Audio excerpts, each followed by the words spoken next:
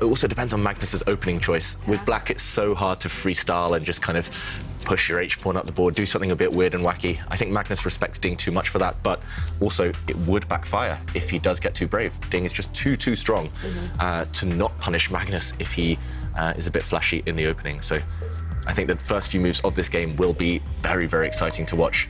And, OK, Ding starts with the English opening. Yeah. Not his typical 1d4.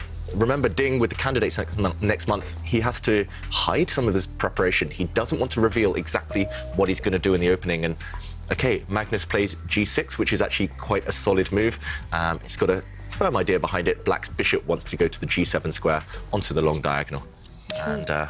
well, now it may be not so solid, as in we could get a Grunfeld or a King's Indian defence. And the King's Indian defence, we were talking about Gwain's great course that he's done for Chessable on this opening, and that was the prize yesterday. But this can lead to extremely double-edged, exciting play.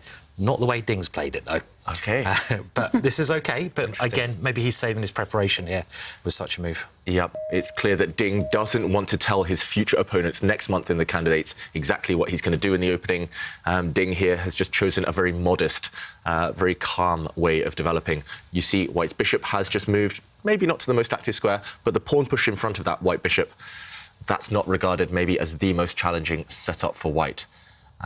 It's still popular. It's still kind of geared towards getting a really rich, double-edged, tense middle game, but this is not what Ding normally does. So, OK, now we will see Magnus with a double fianchetto, both of Black's bishops on long diagonals, and Ding almost moving, I mean, making the pieces levitate. It looks like he hasn't even flinched. The pieces just flying forward, though. This is the power of the mind.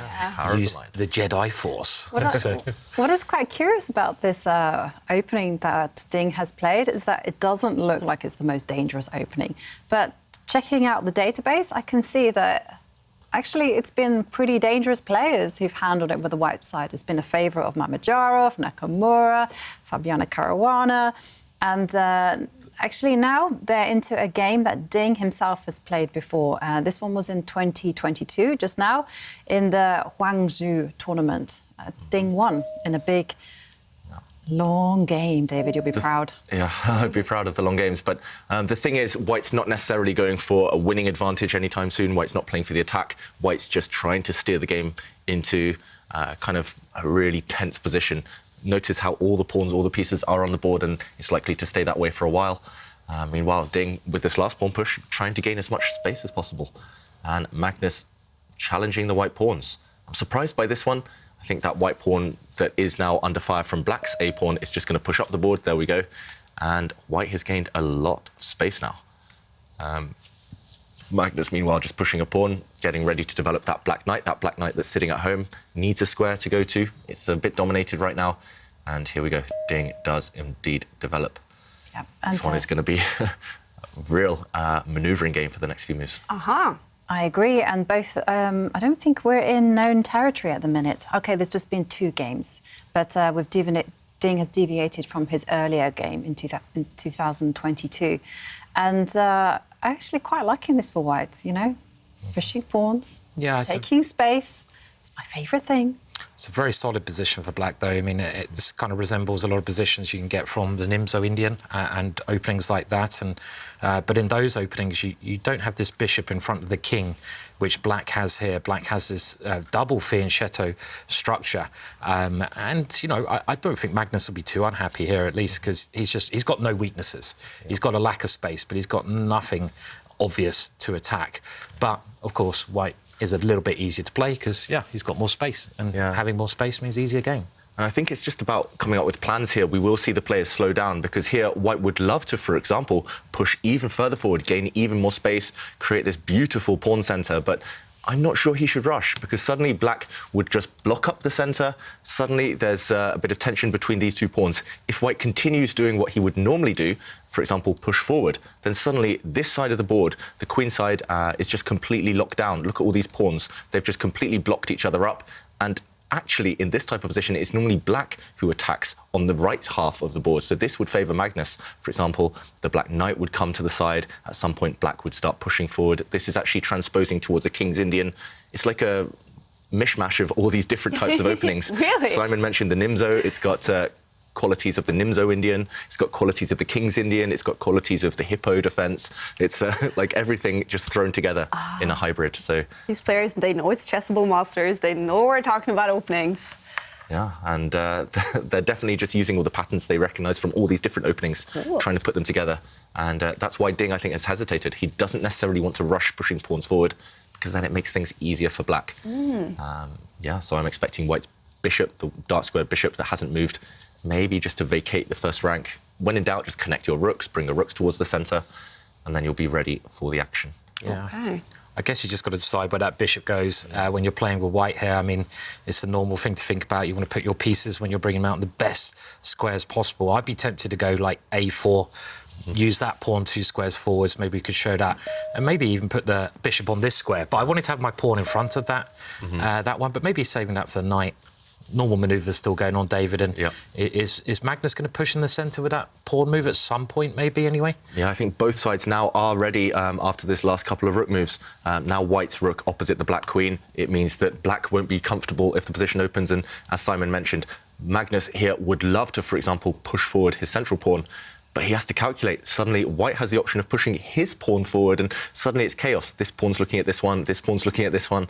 But white is the one with threats pushing forward now to attack 2 pieces at the same time. And the reason I'm thinking this requires calculation is, for example, if black captures this pawn, white would be happy to recapture. Suddenly, remember this rook looking down at the black queen.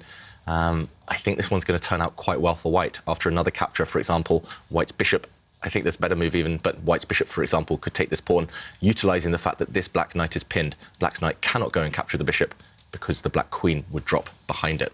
So already it looks like a really quiet position if we retreat, if we kind of rewind back to the position that Magnus is thinking about, but things will burst into life just in the case of one move. For example, if Ding gets the opportunity to push this pawn, suddenly it's going to become really, really double-edged. Wow. So I think the critical moment is maybe even now or in the next couple of moves. Wow, how cool. And it's a critical moment in the tournament for so many players. So we are keeping an eye on many of the games going on here in round 13, especially Vidit, Aryantari. They are right outside top 8. And those 2 are fighting to qualify. Pentala Harikrishna is the player in 8th place, now playing against Jordan van Foreest. And Pragnananda, he is in 7th and now playing the youngest player in the tournament, Mishra, the 13-year-old against the 16-year-old, paying attention to that one as well. But this one, between Magnus, he is in 2nd, and Ding, only 1 point behind Magnus. They will qualify for the knockout stage, but it's always important to be as high on the table as you possibly can. Yeah, and they both look really focused, to be honest. They both look, I mean, they're basically mirroring each other's body language a moment ago, both of them just covering their faces. And maybe Ding is one of the players. I know Magnus has publicly said only Ali Reza Firouzja is the person he will play, but I'm kind of thinking like Ding might be another one, that if Ding does win the candidates, I think Magnus be like, yeah, this guy is a good rival. I might play. So I'm kind of like, you know, he kind of wants to play these top players, and you can sort of see that here, can't you? I mean, he's really dedicated, even when there's big football games going on elsewhere, you know, which he loves his football. But, they've got the exact same hand gesture over their faces right now. Wow. I mean, they're just mirroring each other. Oh, Ding just changing it up there, but yeah, I mean... Oh, hang on a second. Hang on a second, some psychology going on here. Can they see each other? I don't think they can they? They can see each other. They can, oh, right. But they can opt to, but they can opt to kind of minimise the webcam as well. Normally, I don't think Magnus looks at his opponents unless he's kind of checking in on them at a critical moment or... Okay, maybe we can coffee, yeah. Let's we've got to get in the vibe. Grandmaster. So this is what you got to do to become a strong player. Just copy their face, their hand movements. You're basically saying that you're. It's the more psychological. submissive. That's another Jedi trick. But who's copying who? That's the question. Well, you know, because the Ding actually brought the fingers to the mouth, and Magnus copied. So. Yeah. Ooh. Okay, now there are 2 hands in front of the face. Will Magnus do the same?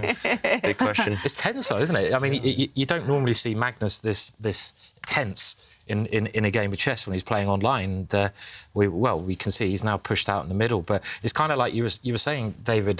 It doesn't seem like there's a lot going on. It's kind of like, I don't know, I guess you could call it an iceberg position, because it's like you can see the top of the iceberg, but there's so much there's a massive iceberg below the water with all the pieces just ready to come to life. But I like Magnus's last move, and if I was black here, I would love to push that pawn 1 square forwards and do a typical attack that actually Bobby Fischer made very popular in these types of positions. And if you've got Bobby Fischer's book, My 60 Memorable Games, he's got a couple of victories where he plays this kind of idea. And yeah, David, maybe show... Just to show, for example, if white just plays a quiet move, if black does establish this pawn in the centre of the board, I think it was you, Simon, you said this pawn cuts the board in half in a way, and now black can focus his attentions, for example, starting to throw Harry the H-pawn down the board. I know Magnus wouldn't hesitate from this. And look at the white king. It actually has very few defenders around it. All of the defenders for white now, they're all on the other flank. They're all on the opposite side of the board. So that's normally a signal to attack. And as Simon mentioned, this has definite similarities to other openings, especially the King's Indian attack. Not the King's Indian defence, it's when white establishes a King's Indian attack, and Bobby Fischer, one of the connoisseurs of that. I know Magnus played that a lot in his youth. It's all about getting a pawn to this square, backing it up with all your pieces. Note how many pieces defend this black pawn. Is it 4 pieces? And as long as you can keep this pawn here, then you cut the board in half and you can go for the white king. Also, white's queen is stuck on the wrong half of the board here. She can never kind of jump across and save her king later on, nor can the white knights. So a bit of a positional threat. This move, if Magnus gets it, I think he's going to be very, very happy. Oh, yes. So can Ding stop that? That's the question. If he takes pawns off in the centre of the board, then black will say, OK, I'll trade, I'll recapture with the knight, and if we see some exchanges, suddenly I like black again. Black's bishop is phenomenal on this diagonal, and white's pawns are completely stuck. These pawns can never push forward. Saying that, though, I mean, if black does push that pawn forwards, it's kind of a position you don't often see Magnus play, because he has to really go all in for the kingside attack. I mean, we know he's very capable of doing that, but he doesn't tend to enjoy those all-in attacking positions as much as other people would. When he was younger, he played those types of systems a little bit, but you're right, he went away from them. He doesn't want to, doesn't necessarily want to kind of take too much risk. Like, one thing I have noticed is that the computer will, in those type of positions that you highlighted with the black pawn being on the e4 square, the computer will actually say white is much better because the computer is such a great defender. But in terms of a human player, well, it's a very scary attack to face. And the only way for that white can meet it, and he's taken the pawn. I mean, it just goes to show that he was worried. I wonder whether he's now going to just stick a knight into the centre of the board. That's maybe what I would do. Must be his idea, mustn't it, to counter-attack in the middle there, I guess. Yeah, I don't think white should rush to trade off pieces here, because the more pieces that come off the board, I think just black has no weaknesses at all. I don't think black's going to be in any... well, Magnus is not going to be concerned if all of the knights leave the board, for example. So, Jovanka, you mentioned a knight coming into the centre. Which one? There's a choice of 2. Do you mean this knight coming to block black's pieces in, or do you mean keeping these knights on the board, not trading, instead dodging the trade? And this knight looks pretty good. Yeah, I must admit, I only saw one knight, and it wasn't the one going to the fourth row. Okay. I only saw the knight hopping into the middle of the board. Yeah, I would be very hesitant, I don't know, after the black bishop takes, after a recapture, for example, if we do see a trade. At the moment, black does have this weakness, this backward pawn, which can never move, otherwise it just gets captured. But if black can defend it somehow, I'm not sure exactly how, but for example, just putting a rook on this square, or even temporarily this one, if black can now get a knight round to this outpost, I don't think black's ever worse, but he's played it. He's played it, Ding. He's gone in. Yeah, he's gone in, so we could be headed towards a position like this one. Black's queen was under fire, so the knight had to be removed. And exactly what we just showed, actually. All black needs to do, I think, to be OK, is to transfer his knight to this outpost to block up. You need to block up and plug this open file where your target is. OK, Magnus takes a step back with his queen. The reason you can't do this immediately, drop back with the knight, is because white's queen can suddenly take this pawn. It's undefended. And that's why black drops his queen back first, defending the pawn. And now his plan, next move, is to bring his knight back. It's all about whether black's knight can get round. Yeah, there's some dangers, isn't there? I mean, like, you could maybe show that on the analysis board a little bit more, that you know, normally when you're playing these positions as white, you want to exchange off the fianchettoed bishop of your opponent. So let's say you go bishop back to b2. You know, this is kind of a normal idea. Get rid of the bishop in front of my opponent's king. But now if the knight goes back, these pieces get exchanged. I mean, that knight, after one more move, let's say white plays something, look at that knight and look at white's bishop. In this case, white's bishop would be very bad, but... When in doubt. When in doubt. What should you do? Push the Harry pawn. Yeah, I love it. I just No, don't actually, understand. I don't like it. You don't like it? I don't like it, but, you know. I'm not convinced, but maybe. I mean, why not? You know, I mean, I get asked this quite a lot. People say, when do you push the H-pawn? You know, when do you push it? And the answer is always, no, it's not. But Magnus is trying to prove that. But it is when normally your opponent has that fianchetto structure. So you've got a target to attack. So you can see that pawn now coming up, and it's kind of attacking black's king side a little bit. It's a bit of a nuisance. So this is normally when you push the H-pawn, if anyone's wondering. I think in the past, the reason it wasn't such a popular idea, pushing the pawn up the board, is because often it would be linked with, for example, a trade and then trying to use the open line. But that's not so effective. It takes a long, long time for the rook to kind of occupy the open H line. But the reason it's so popular nowadays is because in a position like this, you actually leave it here as long as possible. And later, if, for example, you can get the pawn up to this square, then in an endgame, you cage in the black king, and there are all kinds of mating ideas. But meanwhile, a few moves on the board. We have seen a queen trade. If we just backtrack, the black queen came out and actually offered this trade. And after the queen trade, I don't know. I think black should just be solid enough. No real weaknesses in the current position.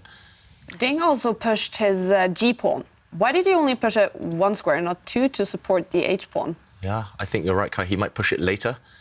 He pushed this pawn forward while queens were on the board, so maybe he thought if the pawn went 2 squares forward, the white king would be a bit open. Okay. So now that queens have left, just over the last couple of moves, maybe later we'll see the pawn continue pushing. But meanwhile, let's go back to the players. A lot of moves, but we're almost in the endgame now, and I just don't really see a plan for white other than pushing pawns. Black's knight is just too strong at the moment. Magnus has played super fast. He still has almost 14 minutes left on his clock after 25 moves. It is definitely Ding doing the thinking so far. Yeah, I actually think that Magnus is simply satisfied with the draw. And Ding doing something I did not expect. Well, David did mention this, didn't he? This is like the modern way to play. And Yeah. I did this course recently for Chessable. It's called the sort of H-pawn idea against the king's in defence. And one thing I found really strange is that a lot of top players are putting that pawn there. Praganan is one of the players. Prag, he was doing this a lot as well. And it's just having those chances later on. But, you know, it does look quite equal here, doesn't it? I mean, you have to probably exchange that knight off at some point. And I say that, and he's going for another plan. Yeah. Ding loves his bishops. I think, I mean, a lot of top players, they love their bishops, especially when they're in a pair. Ding loves it more than anyone. And yeah, the reason I think we're both surprised is that Black's knight is just too strong. Black's knight is on an outpost, can never, ever get kicked away by a pawn.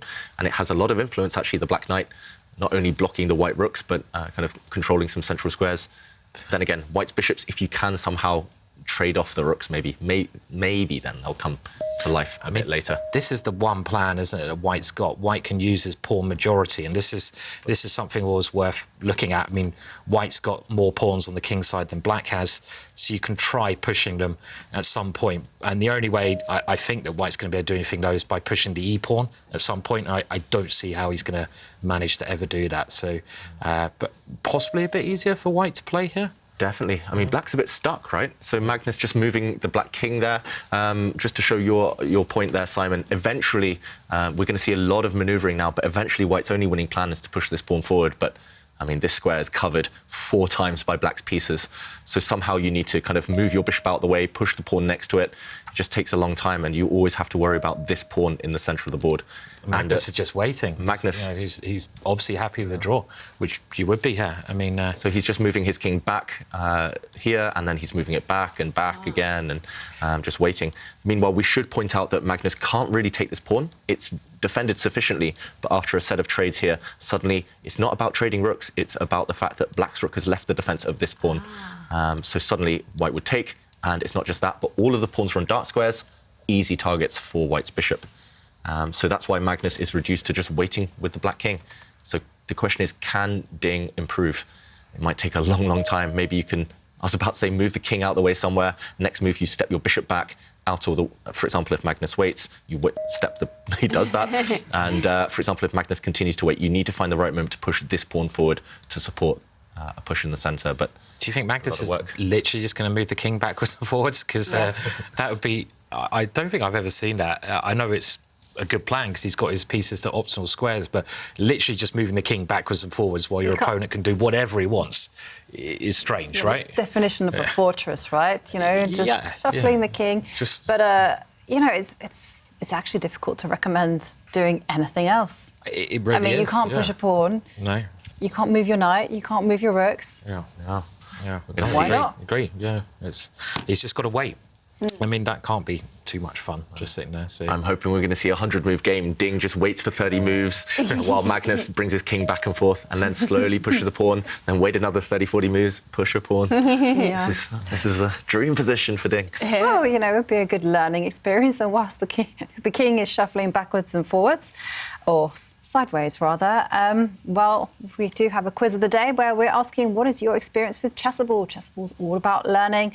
And Sunny Doobie says that my experience with Chessable has been in a very committed relationship since ages, with closeness, support, mutual understanding, improvements, and acceptance of my strengths and weaknesses. What a great answer. Yeah. And Vegetaris gives us a very honest answer. He says, my experience with Chessable is to use the free stuff. Of course. Especially Simon Williams courses. Perfect when I can get your wallet out and buy some of my stuff. I've got to feed myself. Stop downloading the free stuff. Come on. God, blimey. If you want to enter our quiz of the day, then you can tweet us using the hashtag #ChessChamps. Yes, for a chance to win Anish Giri's course on the Najdorf Sicilian. Great course, valued at over $300, so a great price today. And the king, well, it keeps going sideways. Yes, and meanwhile, Ding has actually repeated the position once. So this is actually the second time we've seen this position. If we see Ding just drop the light squared bishop back, or the second time we've seen this position as well. OK, Ding is playing for the win. He's moving his king back. I'm not sure where that white king is going, but it's going somewhere. And meanwhile, Magnus does not care at all. He's just moving the black king. Would you have some fun if you were Ding and just move your king, like, first of all, to the left and then move it to the right and then, you know, push a pawn? We just move the white king to one corner and then the other corner. Maybe you could break that record, right? Just 200 and... David would love this position so much. he would move every piece and get to move 49, and then he'd play this move. We have a pawn. You know? We have a pawn move. All right. He could, I mean, I can see David literally playing 49 moves, because after 50 moves, it's a draw if you don't make a pawn move. Playing this move, waiting another 49 moves, playing A3, another 49, going A4. I could just, you know, and Magnus just moving the king backwards and forwards. Yeah, so I'm disappointed Ding did push this pawn. As Simon mentioned, you could wait 49 moves, push this one, 49 moves later, push this pawn, 49 moves later, push this one, 49 moves later, push this one, and we'd easily get to move 300. But Ding actually has a specific idea in mind. By pushing this pawn forward, he's protected his stronghold in the centre. This is a nice pawn chain now, and look at what's happened. After Magnus moved his king, the white bishop has actually found a great diagonal. I'm not sure what it's doing. It's hitting thin air, but it does control a lot of squares, takes away those squares from black's pieces. So meanwhile, Magnus continues to wait. Ding is continuing to play with his king. At some point, remember, he's going to maybe move this bishop out the way. Maybe even now, he's in this position, he's going to move his bishop out the way, move the rook to the centre, somehow support his pawns, and start pushing these guys forward. Takes a long, long time to arrange, but he's got all the time in the world. On the board, at least. On the clock, he's down 10 minutes almost, but here he's just moving the white king back and forth to gain a few seconds every turn. Right. I did wonder whether Magnus could get ambitious, you know, and say, well, you know, you did, like, push the f-pawn, and therefore maybe allow me some opportunity to kind of break open the centre. But OK, this involves moving the bishop out of the way. For example, in the current position, or something like this, and then trying to push this pawn to open up the black rooks. Threaten it. I mean, it would be very brave for Magnus to do this. He's shown no indication of trying to of trying to win this game. I think the problem with this is maybe the bishop hits the rook, and then you're committed to moving that pawn maybe at some point, are you? I mean, I guess you could move the rook, but it's a little bit risky, isn't it? For example, if you push this pawn, block in your own bishop in the corner, White can just happily retreat at some point, and yeah, this is a dead piece. So maybe possible, but it comes with a risk. I think that's why Magnus said no more risk, just clear plan. He can almost pre-move. Do you reckon he has pre-moved the next 50 moves? And he's just gone to make himself a cup of tea or something. He's just literally, pre-moved, right, 50 moves in a row, I'll just go and have a, you can't do that. There's some danger, though, because it could change. It could be bishop takes knight. Bishop takes knight, yeah. Then it'd be like, oh dear. And I've seen David, that happened to David enough times sitting next to him in bullet chess, so yeah. Moves going wrong. Well, Ding Liren, he is fighting for the win and he is ready for the candidates. We've talked about that. Candidates will start mid-June. And there is a story on chess24.com. Ding's thoughts on eventually making it to the candidates, becoming world number 2 and playing those 30 games that he had to play to qualify. And you can read that story. Apparently he has booked his ticket to Madrid, where the candidates will be played. Has Magnus's camera frozen? Oh. A few moments ago, just before Ding moved, Magnus had the exact amount of time he started the game with. So on move 42, Magnus still had over 15 minutes, but... Maybe frozen, yeah. So okay. Well, he's gone for Jovanka's Bishop idea. back. So, no, but that was just... I wasn't really being that serious. Well, you're going to have to go with it now. So, I mean, I was actually thinking, I'm probably not David, but if it was me or you, Vanka, and Magnus was playing black against us, just because David's a lot higher. Well, and he's gone for it. He's gone for it. Well, wow. Why is this so wow? Because he could have just moved the king backwards and forwards, but this is Magnus saying, "Hey, I'm going to take risks." Is he going to try to win this game as well? Well, yeah, but he might even be trying to. He might be worsening his position in the process. Look at this black rook; it's actually lacking squares. You've got to be really careful now as black. It's nearly trapped, that rook, isn't it? So it's quite risky, this play. I mean, it's just inconsistent, right? He spent 15 moves just. King, back and forth, doing nothing. And then suddenly, maybe he's looking at Ding's clock time. Maybe he's realising, OK, this is the moment to go for it. Ding is down under 4 minutes. Magnus almost at 15. So 11 extra minutes on the clock. Maybe he thinks Magnus, even if things go wrong, he's still pretty solid. He can still calculate his way out of trouble. And, things are about to open up. Maybe we can jump in to show why Magnus is playing for the win, how he's playing for the win. It was all about pushing this pawn forward. The idea is to crack open a line for the rooks, but I don't really know what he's doing for the with those black rooks. For example, if white takes this pawn, it looks like the black rook can come down and give a check, but it's just one check. The white king can step back, and suddenly you've lost a pawn, and the black king is a bit open. For example, pawn takes pawn, and white will recapture.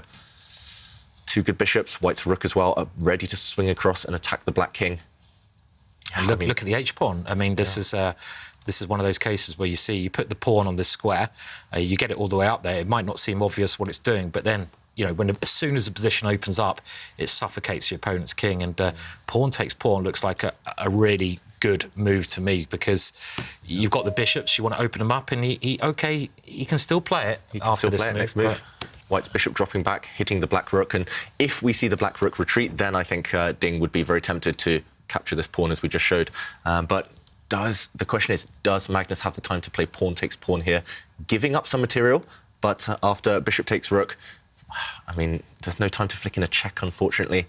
But, for example, if black captures this piece back, we could see a situation where black will try and set up a barricade on the dark squares. White only has this kind of poor, blocked-in, light-squared bishop, no influence on the dark squares, but white does have an extra rook for the black knight. Maybe at some point we'll see the white rooks occupy this open line and break through. No, Magnus doesn't go for this. He retreats, so we might see this on the board. White is about to go 1 pawn up.